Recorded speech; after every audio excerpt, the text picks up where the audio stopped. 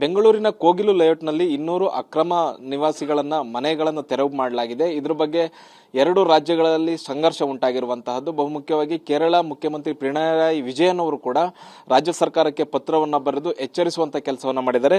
ಇದ್ರ ಬಗ್ಗೆ ಮಾತಾಡಲಿಕ್ಕೆ ನಮ್ಮ ಜೊತೆ ಇದ್ದಾರೆ ಬಿಜೆಪಿ ನಾಯಕರಾದಂತಹ ಅಶ್ವಥ್ ನಾರಾಯಣ್ ಅವರು. ಸರ್, ಕೇರಳ ಮುಖ್ಯಮಂತ್ರಿ ಅವರು ಪ್ರವೇಶವನ್ನು ಮಾಡ್ತಾರೆ ಈ ವಿಚಾರದ ಬಗ್ಗೆ, ಮತ್ತೆ ರಾಜ್ಯ ಸರ್ಕಾರಕ್ಕೂ ಕೂಡ ಎಚ್ಚರಿಕೆಯನ್ನು ಕೂಡ ಕೊಡ್ತಾರೆ ಈ 200 ಮನೆಗಳನ್ನು ತೆರವುಗೊಳಿಸಿರೋ ವಿಚಾರವಾಗಿ.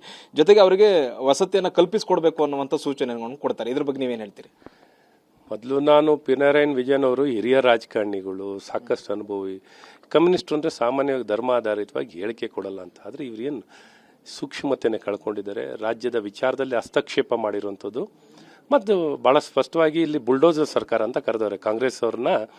ಬುಲ್ಡೋಸರ್ ಸರ್ಕಾರ ಇದು ಅವ್ರು ನೇರವಾಗಿ ಹೇಳಿದವರು 200 ಮುಸಲ್ಮಾನ್ ಕುಟುಂಬರು ಅಂತ. ಏನಿದು ಕುಟುಂಬಗಳು ಅಂತ ಹೇಳಿದರೆ ಓಕೆ, ಕಾನೂನು ಪಾಲನೆ ಆಗಿಲ್ಲ ಅಂತ ಹೇಳಿದರೆ ಓಕೆ, 200 ಮುಸಲ್ಮಾನರು ಅಂತ ಇಲ್ಲಿ ಓಲೈಸಲಿಕ್ಕೆ ಚುನಾವಣೆನ ಗಮನದಲ್ಲಿಟ್ಕೊಂಡು, ಕೇರಳ ಚುನಾವಣೆನ ಗಮನದಲ್ಲಿಟ್ಕೊಂಡು ಈ ರೀತಿ ಹೇಳಿಕೆಯನ್ನು ಕೊಡ್ತಿದ್ದಾರೆ. ಅದೇ ಅಯ್ಯಪ್ಪನ ದೇವಸ್ಥಾನದಲ್ಲಿ ಆಗಲೂ ಕಾಂಗ್ರೆಸ್ಸಿನ ಟ್ವೀಟ್ ಮಾಡಿದ್ದಾರೆ ಅಂತ ಕೇಳ್ಪಟ್ಟಿದ್ದೀನಿ.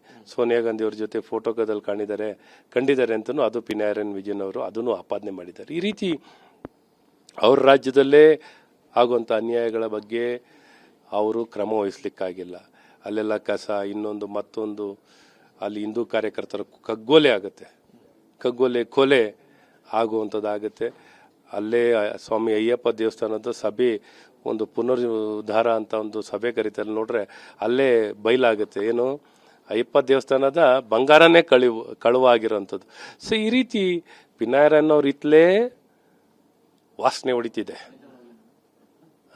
ನಾರ್ತಾ ಇದೆ. ಅಲ್ಲಿ ಇದನ್ನು ಮುಚ್ಚಾಕೊಳ್ಳೋಕೆ ಈ ರೀತಿ ಎಲ್ಲೋ ಕಡೆ ತೋರಿಸ್ತಾ ಇದ್ದಾರೆ. ಮತ್ತು ಇಲ್ಲಿ ಕಾಂಗ್ರೆಸ್ಸನ್ನು ಬಯಲಿಗೆ ಎಳೆದಂಗಾಯಿತು. ಅವ್ರನ್ನು ಬಯಲಿಗೆ ಎಳೆದು ಅದ್ರ ಮೇಲೆ ಅದಕ್ಕೆ ಉತ್ತರವನ್ನು ಭಾಳ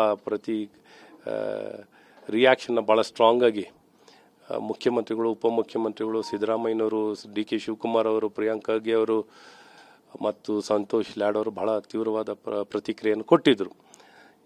ಕೆ ಸಿ ವೇಣುಗೋಪಾಲ್ ಅವರು ಪ್ರತಿಕ್ರಿಯೆಯನ್ನು ಕೊಟ್ಟಿದ ತಕ್ಷಣ ಹಸ್ತಕ್ಷೇಪ, ಗಪ್ ಚುಪ್, ಉಸಿರೇ ಇಲ್ಲ. ಎಲ್ಲಿದ್ದಾರೆ ಮಿಸ್ಟರ್ ಸಿದ್ದರಾಮಯ್ಯನವರು ಅಂತ ಕೇಳಿದ್ರೆ ಉಸಿರೇ ಇಲ್ಲ ಪಾಪ. ಡಿ ಕೆ ಶಿವಕುಮಾರ್ ಅವ್ರದ್ದು ಉಸಿರೇ ಅಡಗೋಗ್ಬಿಟ್ಟಿದೆ. ಬೇರೆಯವ್ರಿಗೆಲ್ಲ ಆವಾಜ್ ಬಿಡ್ತಾರಲ್ಲ, ಇವ್ರಿಗೂ ಒಂದು ಆವಾಜ್ ಬಿಡಲಿ. ಕೇರಳ ಚುನಾವಣೆಗೋಸ್ಕರ ಕರ್ನಾಟಕವನ್ನ ಈ ರೀತಿಯಾಗಿ ಒಂದು ರಾಷ್ಟ್ರ ಮಟ್ಟದಲ್ಲಿ ಒಂದು ರೀತಿಯಾಗಿ ಏನು ತೆರವುಗೊಳಿಸಿದ್ದನ್ನ ನೆಗೆಟಿವ್ ಆಗಿ ತೋರಿಸೋ ಪ್ರಯತ್ನ ನಡೀತಿದೆ ಅಂತ.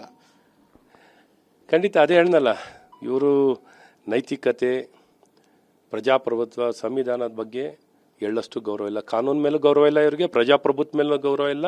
ಅಧಿಕಾರದ ದಾಹ, ಅಧಿಕಾರ ಪಡೆಯೋಕ್ಕೆ ಏನು ಬೇಕಾದ್ರೆ ಮಾಡ್ತೀವಿ ಅಂತಾರೆ ಇವರು.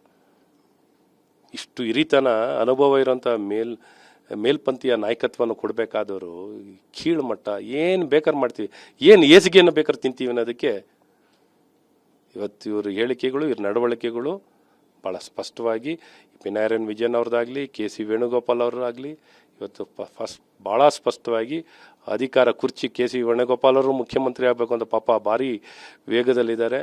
ಪಿಣರಾಯಿ ವಿಜಯನ್ ಅವರು ಉಳಿಸ್ಕೊಳ್ಳೋ ವೇಗದಲ್ಲಿದ್ದಾರೆ. ಸೊ ಇವರ ಕೀಳು ಮಟ್ಟದ ರಾಜಕೀಯದಲ್ಲಿ ಕರ್ನಾಟಕ ಬಲಿ ಆಗ್ತಿದೆ. ಕರ್ನಾಟಕ ಈ ಅವಮಾನವನ್ನು, ಮತ್ತು ಈಗ ಕಾಂಗ್ರೆಸ್ ಸರ್ಕಾರ ಅಸಹಾಯಕರಾಗಿ ಕೈಕಟ್ಟಿ ನಿಂತಾರೆ. ನಮ್ಮ ಪ್ರತಿನಿಧಿಗಳಾಗಿ ನಮಗೆ ಅವಮಾನ ಮಾಡ್ತಾ ಇದ್ದಾರೆ ಇವರು.